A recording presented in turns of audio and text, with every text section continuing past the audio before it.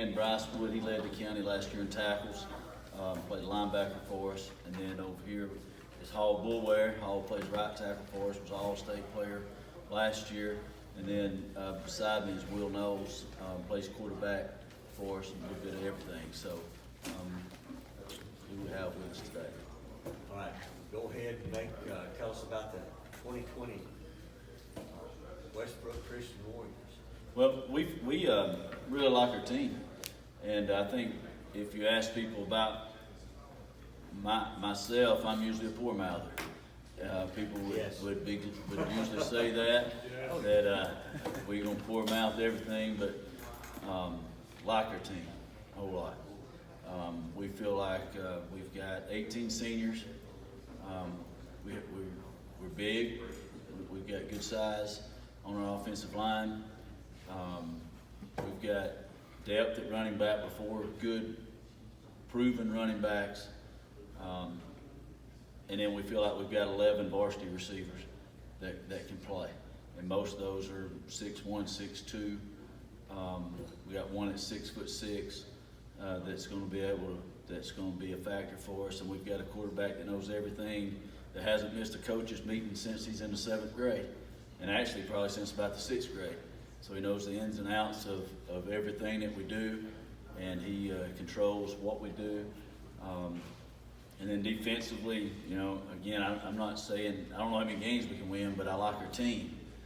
Defensively, we have what we think is a great linebacker core. Bryce Wood leads that. Cade Phillips is an exceptional player for us at outside linebacker. Garrett Hall is a 2-year starter coming back. We have some others that are, Cole Patterson was injured last year, didn't play any for us, but he's back this year. Jesse, we have a lot. We feel like we got 7 or 8 linebackers. Jackson Shores, and I don't have a roster in front of me. And then we feel like we can get into a pretty good 4-man front and feel like we got 8 defensive linemen that are pretty good. A couple of those will play at the next level. And then we have 3 starters back in the secondary. So we lost a kicker, but we have 2 kickers that are working right now. They're both good kickers, and we feel like we've improved at long snapper. Although we were okay there last year, we've got a great long snapper. Holder's back. One weakness that we definitely are seeing right now is in the punting game. We have 3 guys that are punting for us right now, but we haven't settled on who's going to be our punter. But and then a question for we lost some. We had 18 seniors last year, so we lost some good players. Some of those you can't replace, but we've had a lot of kids came out for football that haven't played football in the past, and they're going to be significant for us. All right, questions for Coach? Coach, being around you a long time, I know that you love giving your guys rest. So, unlike some other coaches who, this kind of, the way you like to do things, a lot of time off, you're not really that far behind where you normally would be. We don't play till August 20th, and I think some teams get ready to play in June, and so we worked out. We gave our guys an extra week off in June. We came in. We only had 6 workouts a month in June, and we gave them 12 more days off. And then we came back in. We've been lifting Monday, Tuesday, Wednesday after the week of the 4th of July. We had 15 workouts. I think that, in my opinion, I think often kids are tired of football before football starts. And so I believe in fishing. I think hanging out at Sonic has a lot to do with being a good football team. I think not worrying about waking up and going workout has a lot to do with being a good football team. But ultimately, I think wanting to come to practice and missing practice has a lot to do with being a football team. So we are there, try to be out of there in 3 hours. When we are there, today we'll practice 50 minutes of defense and 20 minutes of offense, 70-minute practice. That's just my opinion. That doesn't mean that's right. It's what we believe in, and it's something our kids have bought into. We practice extremely fast. The reps that they get are quality reps, and the kids have handled the way we practice and are much better at the way we practice this year than we were at this time last year. Yeah, we talked this time last year, there was so much uncertainty. Your first year at Westbrook, going into the season, you said, I honestly don't, we could win 8 games or lose 8 games, I think you said. And then you, of course, we know what happened. You won 8-4 and made the playoffs for the first time, I think, 9 years. Second round. Second round, made the first victory in 9 years. And that was a heck of a win. Going on the road to 3 hours away to Owlsville, the top seed, and beating them in the fashion that you did. How important was that? I know each year is a good year, but how important was that for the program? It was important. The mental thing that we've got to get over is feeling like we've arrived, and being more consistent. That's the thing that we're really focusing on, and we actually have a mental coach this year that is focused on. We do mental training every week, and we have a coach that comes in every week, which is something that is. I don't know of anybody else doing it, but it's been something that's been really good for our program to make sure that we don't feel like we've arrived. But I think the consistency and not focusing on the scoreboard has been the thing. We've tried to get our guys to understand we can be successful in some games by score, but still not play well. We've got to focus on executing what we're supposed to do every day, and not just that did we score a touchdown, but did we execute that the way it's supposed to. And that's hard for kids to understand, but I want to watch film and feel good about what we did, not just because we had an athlete get loose and broke a few tackles. I want to execute, and but I think last year's experience no doubt can help us. But if you live your life in your rearview mirror, you have a pretty good chance of running into something in front of you. So we're trying to focus on what's in front of us, and I think the COVID has made us focus on that day, and that's the biggest thing that for us has been, can we get better today? And we have. I again don't know how many games we can win, but it's going to take a good team to beat us, and so we're excited about this season. For all 3 players, Coach mentioned something that I haven't heard in high school football, at least maybe on college level, but he talks about the mental training and the things you're going through with that. Both that and the way that you guys practice, it seems unique from a player's point of view. Take us in the locker room. What does that look like on a day-to-day basis, and what have you learned over the last year or so? We'll just start here, Bill. Okay. I mean, it's the first time I've ever done mental training. Coach Phillips, she does a whole lot for us. Just working on breathing and just regaining our focus. And just working on trigger words just to come back to that calm state during games and just have that calm state of flow. It's definitely incredible. I've never done it, and it helps a whole lot. Just like throughout from freshman to senior, like everybody's improving. Yeah, it's definitely a lot like that, just being calm and still and just being consistent in what we do. Not get too high, get too low. One play doesn't define our game, so just keep going and keep the right mindset and just being consistent. I definitely feel like the mental training aspect has definitely changed the way we look at things and changed the way that we focus. You asked about how we go so fast and we have to be focused to be at our peak. We probably get 2 or 3 hours worth of work in an hour and a half. And the mental training part has definitely helped us stay focused during that time. And so we get our work done and then we can go live our life. And it is a member of our staff. It's Coach Reagan Phillips. She's done a tremendous job, and she's part of our staff. Once a week she comes in and then even more than that with me to be able to help with other things. So it's really been a tremendous. I think we're ahead of the game in that.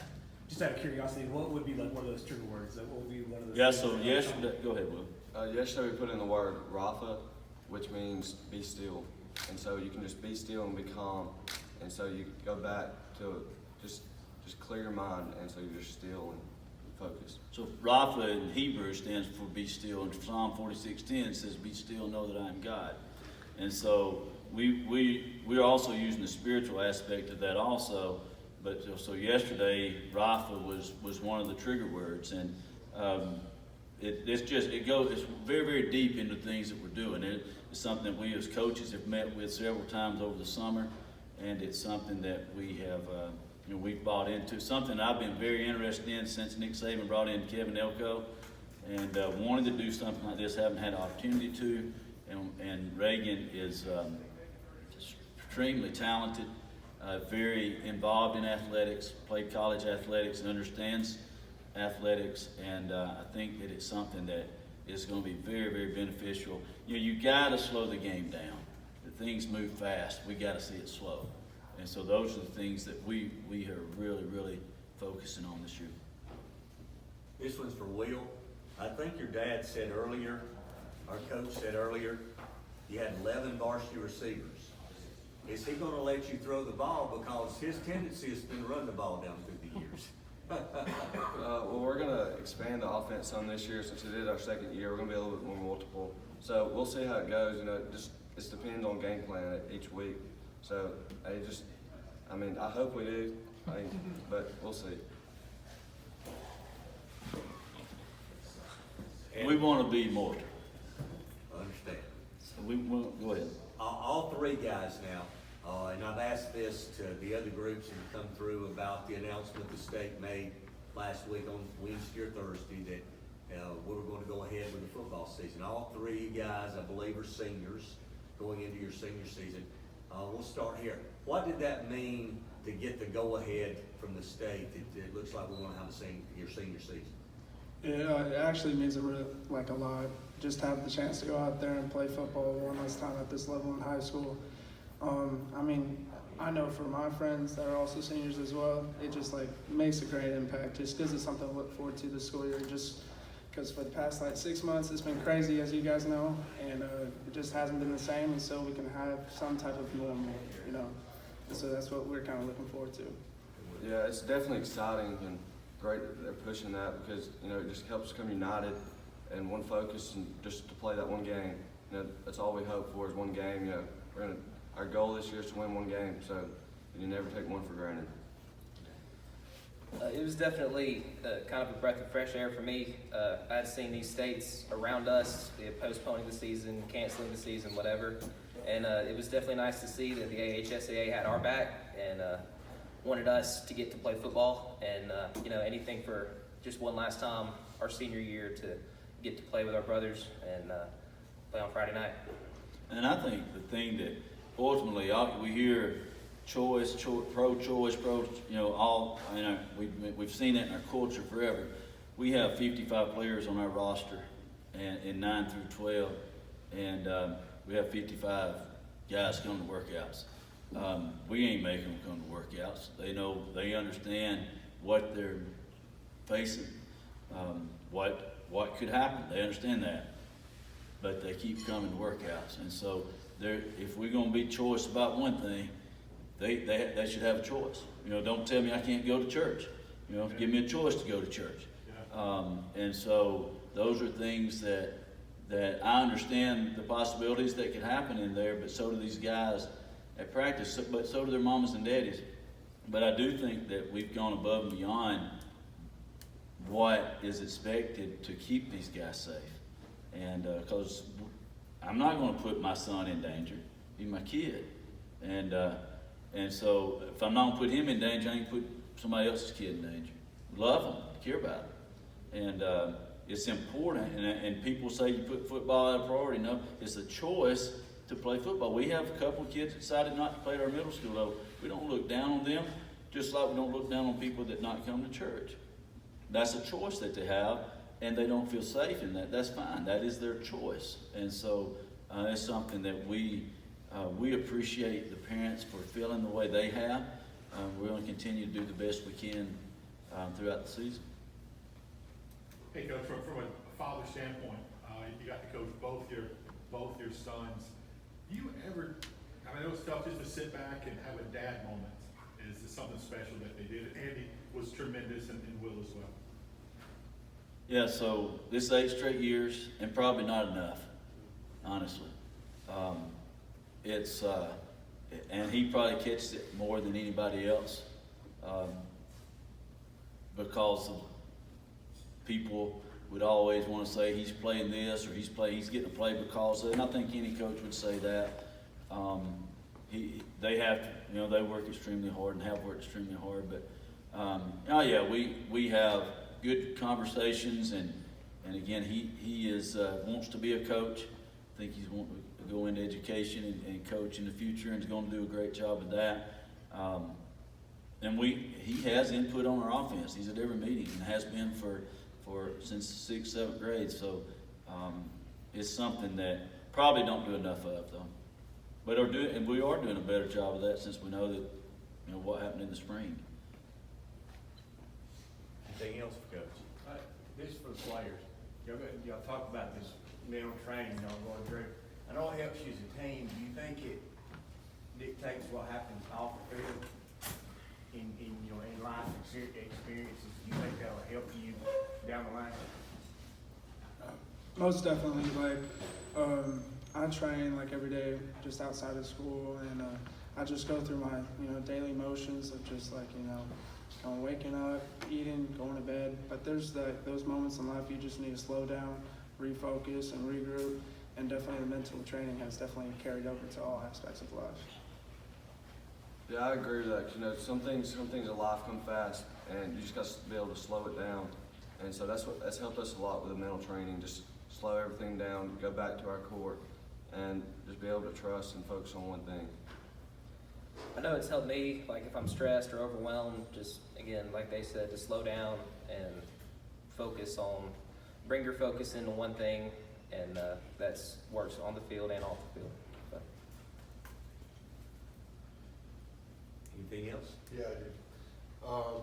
Coach, going through the COVID, start with the shutdown in mid-March, being a Christian man and teaching at a Christian school, do you think your faith and, of course, by extension, the players' faith has kind of helped you get through that because it's based in the based on God helping you get it through, and trusting in Him? I know I Zoom meeting myself to death there for a while. That was tough between doing Zoom meetings with football and Zoom meetings with our youth group and Zoom meetings with our Sunday school class.